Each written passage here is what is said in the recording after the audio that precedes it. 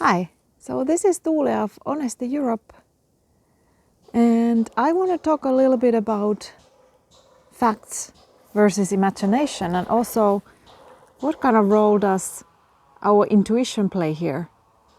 Can we actually sometimes just sense what's going on with the other person, even if they don't say it or even deny it? Or is it indeed just our imagination or story that somehow suits what's going on with us?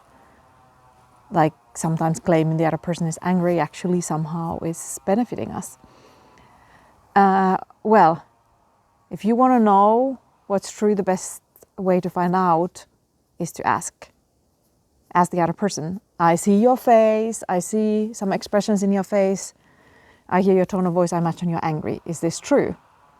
And then they can say yes or no. The issue here is that sometimes we're not aware that we are angry or sad or depressed or joyful or horny or feeling attracted or something like that, anxious. So operating head level, there's always a possibility that a person thinks they are answering honestly and they're not, that they are not really aware what's going on with them. And that's all right. That's what happens with all of us. So also checking in what happens in the body rather than just checking in with the thoughts gives the best answer. I do think that sometimes we get quite close to sensing or using our intuition what's really going on with another person or getting it absolutely right. And sometimes we don't. So how to separate these, I think that's the tricky one. So I do recommend asking and checking in and owning it as this is what I think is going on. This is what I'm sensing here. Is that true for you? And I do think that more we relax into observing and noticing, we do notice more things about us and about other people. And I do this as it's like the different expressions in the face, the tone of voice, the melody, the tonality, the volume, all kinds of body movements, gestures that also tell us quite a bit.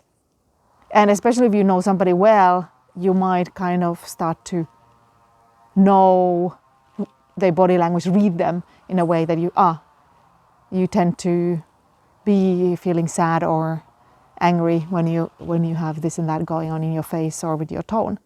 And still, it doesn't really serve you or the other one to state these things as facts rather than checking in, hey, I noticed this and this, is this true for you? I imagine this is what's going on.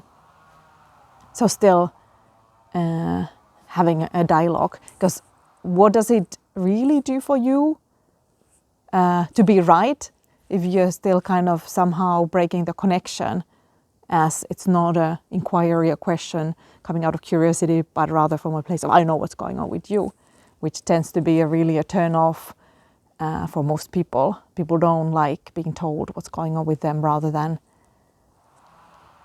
allowing them to have the space to explore themselves and share what's going on. And sometimes people don't want to share.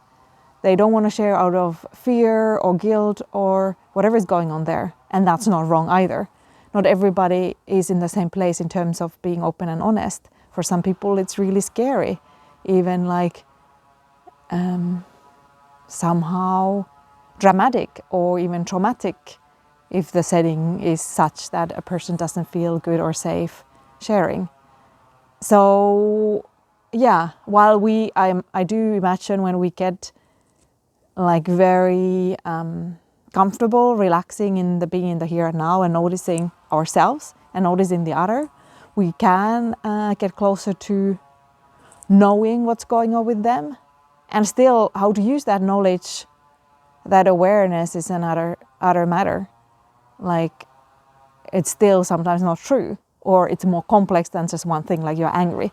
There might be anger, shame, guilt, sadness, anxiety, a lot of different layers. So approaching other people with curiosity and open questions just tends to be the best approach. And then, like your motivation, like what is your motivation of I know what's going on with you versus I want to know what's going on with you, will you share? I imagine so it's so and so, is that true for you?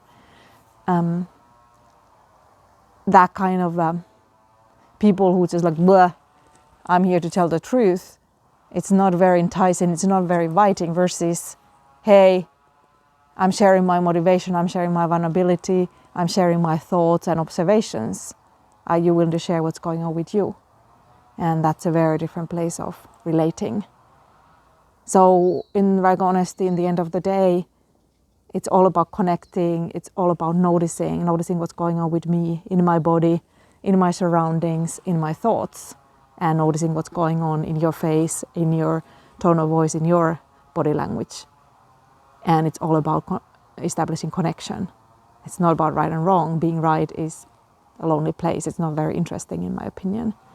We have been taught too much to be attached to being right, being stuck in being right, and it doesn't do us many good most of the time. So yeah, these are some of the thoughts. Very interesting question.